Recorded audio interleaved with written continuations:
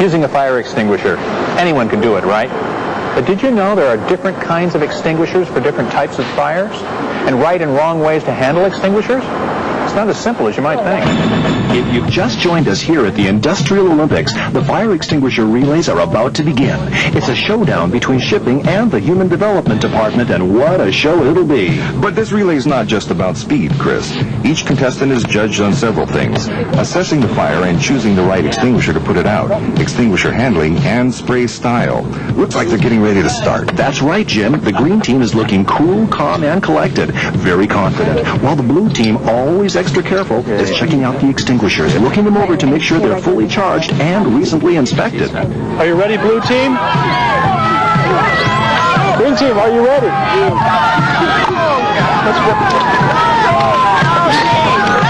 Okay, on your mark, get set. And they're off.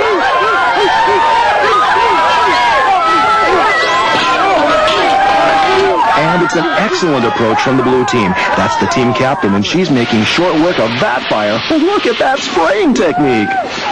Oh, but the green team is having trouble. I don't think they chose the right fire extinguisher at all. And they're having a lot of trouble handling the extinguisher. That's a decisive win for the blue team, and what a beautiful sight that was, Jim. Not cool at all. What happened? Well, there were plenty of movies here. Why didn't you just grab one of them? 5 of them. I don't know which one of you. Grab any of them. You could have... Let's take another look, Chris.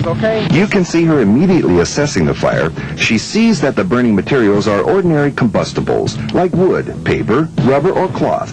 So she knows a solution with a lot of water is going to be the best choice for this fire.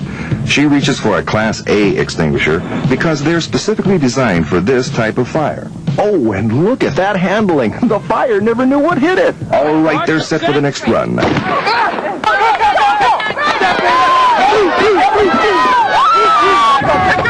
The green team has a great approach, and they've chosen the right extinguisher. But the execution is all wrong. The blue team is in great form, though. In fact, they have their fire under control already.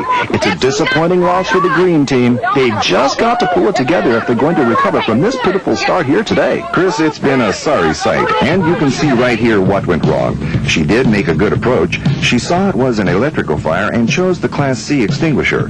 Class C extinguishers use a non-conductive extinguishing agent, so electrical current won't go from the fire to the person with the extinguisher. But right here, she's making a critical mistake. She's forgotten to pull the pin. And it's a big disappointment for the green machine. Another part of the response to electrical fires is turning off the power. But this should only be done by trained personnel, because during electrical fires, control panels and conduits may be live.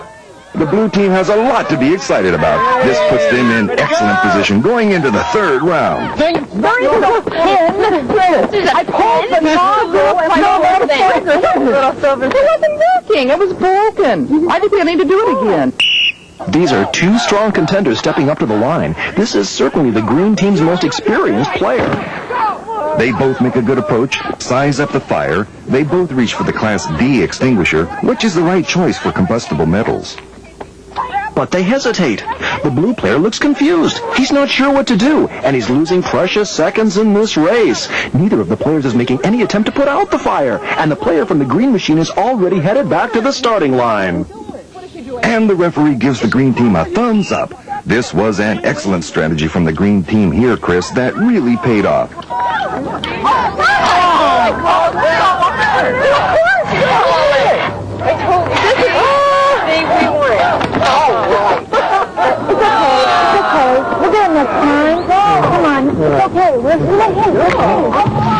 Look at this thoughtful approach. She looks at the extinguishers, finds the Class D extinguisher, realizes she doesn't know enough about the specific types of metal in the fire, and she doesn't know if the agent in the extinguisher is the right one for those particular metals. She immediately calls for emergency assistance. And emergency assistance she got. An excellent decision from the player in green. For the final round, the teams pick their strongest player, then points are tallied. On a count of 3. 1, 2, 3. Let's go. Blue team, you're ready. Green team, are you ready? Yes.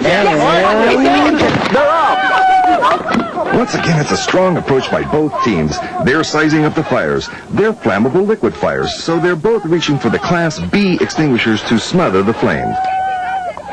They're neck and neck as they attack the fires. And, oh, what classic technique from the player in blue. He already has his fire under control and is headed back to the line. The green team has a problem here. Extinguisher handling is just not at its best, and she's having trouble with the fire. Let's take another look at the player in blue. Again, he makes an excellent approach, chooses the Class B extinguisher for the flammable liquid fire. And this is beautiful. He pulls the pin, aims the extinguisher, squeezes the trigger, and sweeps from side to side. That's the classic pass technique. Pull the pin, aim the extinguisher, squeeze, and sweep back and forth. It's a decisive victory for the team in blue. Now let's go on the field to ask the captain of the blue team about her secret for success. We had a little bit of trouble with the Class B, with the combustible metals. The green team really had us there because you shouldn't ever attack a fire without knowing what you're getting into and making sure you had the right extinguishing agents for that fire. Plus, you have to know how and when to activate your company's emergency plan. Anything else you'd like to add? Portable fire extinguishers like these are really meant to be used on incipient fires. Fires that are just starting up. You have to be trained to use them and know about the hazards of fighting incipient fires. And we do. Thank you, Michelle. Thanks, Chris. Now it's on to our next event, synchronized welding competition.